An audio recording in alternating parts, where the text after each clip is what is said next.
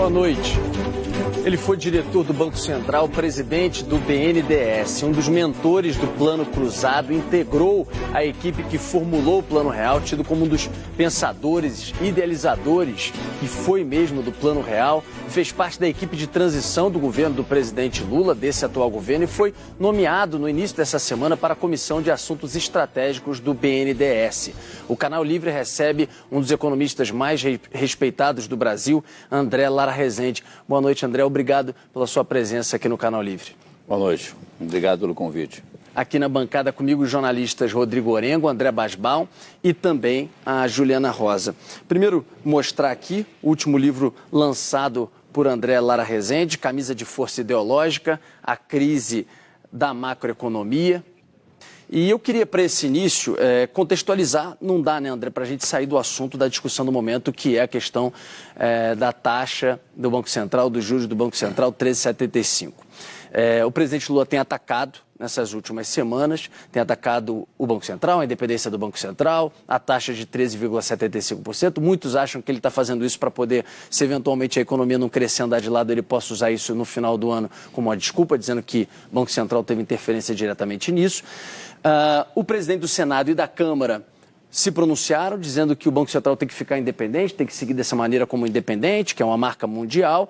E o presidente do Banco Central, Campos Neto, Roberto Campos Neto, se pronunciou dizendo que é correto o que está hoje estabelecido com o Banco Central independente, porque a política monetária tem que ficar dissociada de um cunho político. Eu queria lhe perguntar nesse início, o senhor é favorável ao Banco Central independente? E dois, o senhor acha que a nossa taxa de juros, neste momento, deveria ser essa de 3,75? Se não, qual deveria ser?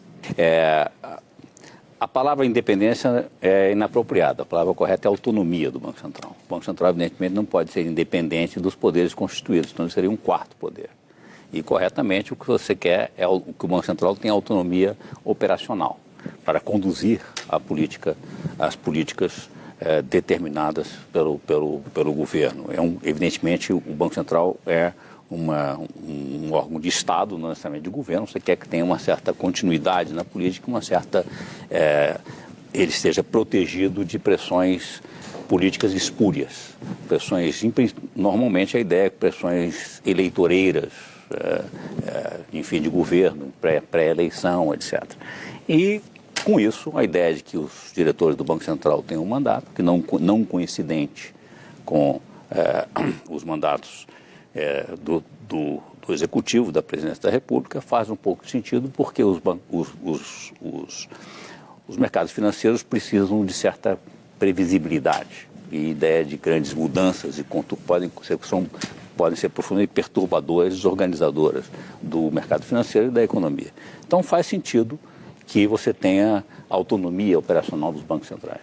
Agora, um Banco Central autônomo parte do princípio de que a política monetária, a política do Banco Central, possa ser algo puramente técnico, né? E não esteja submetido às circunstâncias, o que não é verdade.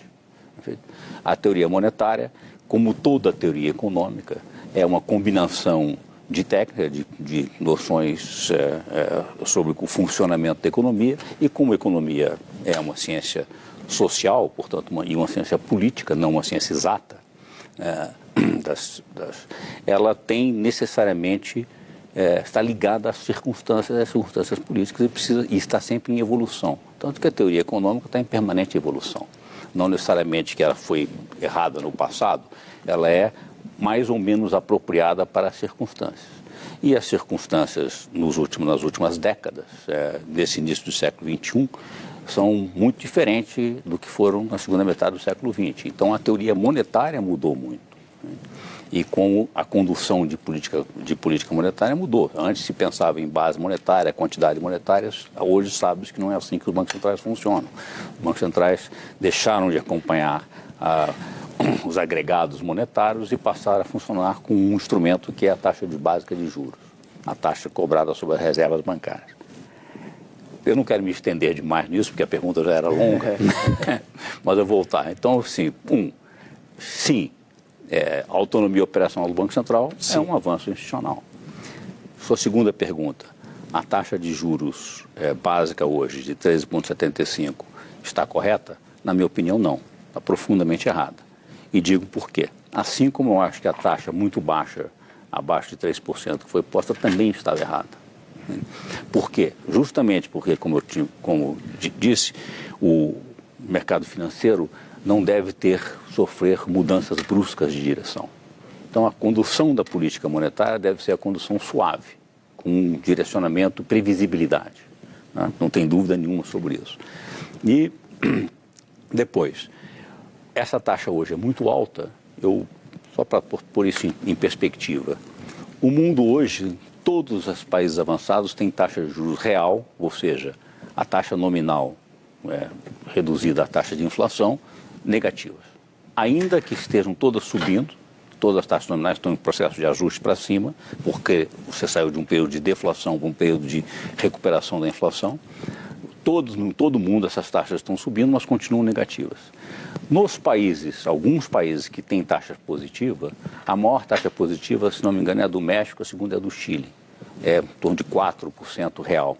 Nossa, está em 7%, né? 8,5%. Perfeito? Então o Brasil tem a taxa real mais do que o dobro da segunda mais alta do mundo. Para pôr isso em perspectiva. Segundo, a taxa de juros, o efeito da taxa de juros sobre o crescimento da economia e o emprego é inequívoco. Sobe a taxa de juros, desaquece a economia e aumenta o desemprego. Este efeito de desaquecimento da economia e aumento do desemprego sobre a inflação, que existia no passado, era a chamada curva de Phillips, que relacionava inversamente desemprego e inflação, desapareceu. Desapareceu no mundo inteiro. Não há mais essa relação. Ou seja, a taxa de inflação está desconectada da taxa do emprego ou do desemprego. Especula-se por quê, as razões disso. Muito provavelmente, é o que me parece a explicação mais razoável, é justamente porque o emprego deixou de ser formal. Então, o emprego hoje está disperso, informalizado, e você reduziu muito o poder dos sindicatos. De certa forma, portanto, o salário deixou de ser um preço que signaliza a questão de inflação. O salário mínimo ainda é muito correlacionado com a inflação, perfeito? Mas o salário em geral e o desemprego desapareceu. E, portanto, por onde a taxa de juros afeta a inflação? Uma subida da taxa de juros desaquece a economia, não tem muito efeito sobre a inflação. Especialmente sobre uma inflação como a que nós temos hoje. De novo, a inflação não é sempre o mesmo fenômeno. A inflação não é sempre um excesso de demanda. Às vezes não é sempre. Na de hoje, claramente não é. Essa inflação de hoje foi provocada por choques negativos de oferta. Essencialmente a desorganização produtiva que ocorreu no mundo todo com a pandemia e na saída da pandemia com a guerra da Ucrânia, que desorganizou e teve aumento de preços de energia, derivados de petróleo, de fertilizantes e, portanto, de alimentos. E isso, então, é um choque negativo que isso não se resolve com contração de demanda. A taxa de juros, ao aumentar a taxa de juros, por exemplo, o outro canal por onde funciona a taxa de juros é através da valorização do câmbio. Perfeito? Não. Esse é o que valoriza o câmbio e isso pode reduzir, controlar a inflação. Mas é pouco poderoso. Mas a taxa de juros é um instrumento muito poderoso de desaquecimento da economia. A pergunta é, a economia brasileira precisa ser desaquecida com esse nível, ter a taxa real mais alta do mundo hoje? Claramente, não. Não. E mais, esse é o ponto fundamental e eu vou terminar aqui. O que está acontecendo agora, essa semana estão saindo os balanços de bancos. Não sei se vocês já viram. Todos os resultados são muito aquém, muito abaixo do esperado. Todas as provisões de devedores idosos estão aumentando drasticamente. O fato que você teve quebras no varejo, inclusive o caso de Americanas e problemas em outras áreas de varejo, está levando os bancos a retrair drasticamente o crédito. Quando você tem uma contração de crédito como essa, você agrava o processo de desaquecimento da economia e embica de uma recessão que pode ser muito séria. Faz sentido, neste contexto, você ter uma taxa de juros já que estão há 2 anos nesse nível? Claramente não.